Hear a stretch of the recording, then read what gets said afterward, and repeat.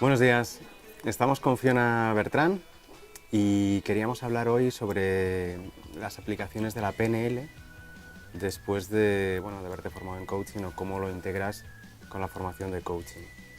¿Qué tal, David? Pues muchas gracias por invitarme y bueno, las aplicaciones de la PNL la verdad que son múltiples, sobre todo hay dos básicas para los coaches. Una es que la programación neurolingüística te ofrece un montón de herramientas de cambio. Entonces va a haber herramientas para comunicar mejor con tu coachee, pero sobre todo vas a tener unas herramientas que van a permitir que los procesos de coaching que lleves a cabo tengas, digamos, una baraja de herramientas que tú puedas utilizar a la hora de generar cambios en la persona. Es decir, si la persona tiene un bloqueo emocional, tiene un problema de cambio de creencias,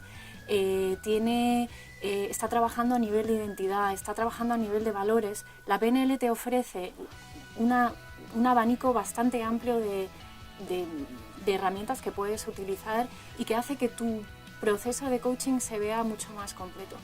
Por otro lado, muchos de los coaches también nos dedicamos a esto de la comunicación, a esto de hacer formaciones, hablar en público. Y entonces, la PNL te ofrece también una serie de elementos que permiten que no solamente tú mejores tu comunicación como formador, sino que también puedas tener un contacto muchísimo más cercano con la persona, entender su estructura de pensamiento, entender cómo genera esos pensamientos y cuál es la secuencia que le va a llevar desde esos pensamientos a generar luego unas emociones o unos estados internos y luego unos comportamientos. Y luego seccionando esas tres pautas vas a poder entender no solamente cómo los formas tú y poder cambiarlos o poder mejorarlos, sino también mejorar tu comunicación en general, sea en equipo, sea con tu coachee, sea con el aula, y poder también crear formaciones que sean amenas, interesantes y que sean impactantes para un público muy variado. O sea, si te he entendido bien, por un lado es mejora de herramientas a la hora de tus procesos de coaching. Exactamente. Mejora de tu comunicación, ya sea para formaciones o incluso para las propias sesiones de coaching. Exactamente. Entenderte de una forma mucho más sencilla y entender también los modelos mentales que cada uno tiene.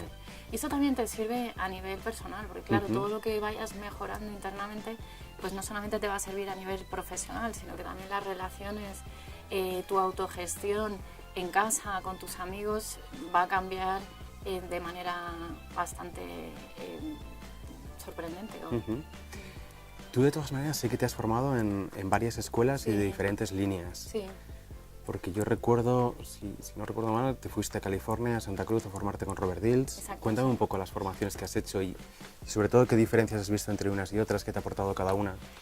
Bien, es verdad que la programación neurolingüística nació, digamos, en los años 70 como una línea única. Y a partir de los años 80, en los que John Grinder y Richard Bandler, que eran los iniciadores de la PNL, se separan, acaban creándose varias escuelas. Hoy en día hay 3 generaciones, digamos, de PNL. En la segunda es cuando se empieza a desarrollar, en los años 80, la PNL en el mundo del management, en el mundo de la educación, en el mundo de la salud, etc.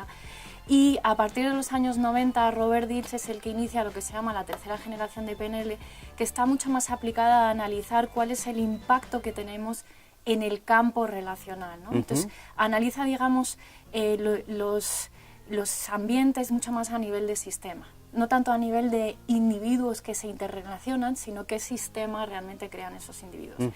Yo me he formado sobre todo con John Grinder, que fue uno de los iniciadores, en Inglaterra y en Estados Unidos.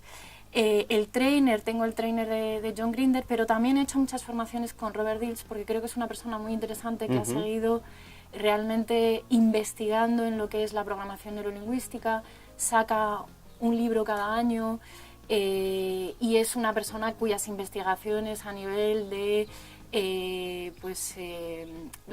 los niveles neurológicos, a nivel de lo que él llama el score, que es una manera de una manera de enfocar una sesión de coaching buscando no solamente cuál es la situación actual, sino también cuál es el objetivo de la persona, cuáles son los recursos que tiene, cuáles son los beneficios del objetivo y sobre todo ahondando más un poco en lo que son las causas que están generando, digamos, la situación problemática que tiene la persona. Es decir, buscar como un poco las causas subyacentes, ¿no?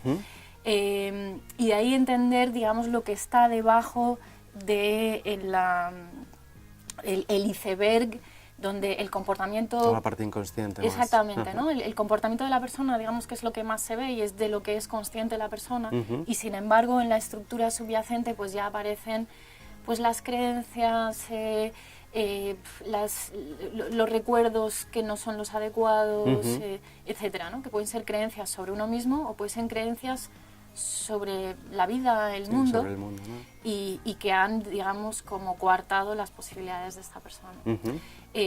La formación, en realidad, cuando te dedicas a esto, es una formación continua, ¿no? Entonces, cada año vamos añadiendo, me imagino que tú también y a los otros profesores vas añadiendo otras pautas, ¿no? Y creo que mi línea de investigación en estos momentos está muy dedicada a la parte del inconsciente y a la parte creativa también.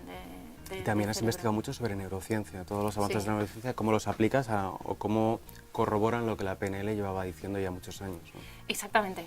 Yo soy una apasionada de neurociencia y la PNL, digamos, nació en los años 70 en los que los estudios neurocientíficos no permitían observar lo que se permite ahora. Ahora tenemos unos escáneres que no son nada invasivos y entonces se pueden hacer investigaciones, son caras evidentemente, pero se pueden hacer investigaciones para saber qué es lo que ocurre cuando una persona entra en trance, por ejemplo, o qué es lo que ocurre cuando una persona está generando un cambio de creencias, etcétera, ¿no? Entonces, y cuáles son los beneficios, por ejemplo, del coaching o del mindfulness, de la atención, a la hora de gestionar nuestro cerebro y qué cambios generan todos estas herramientas en el cerebro, ¿no?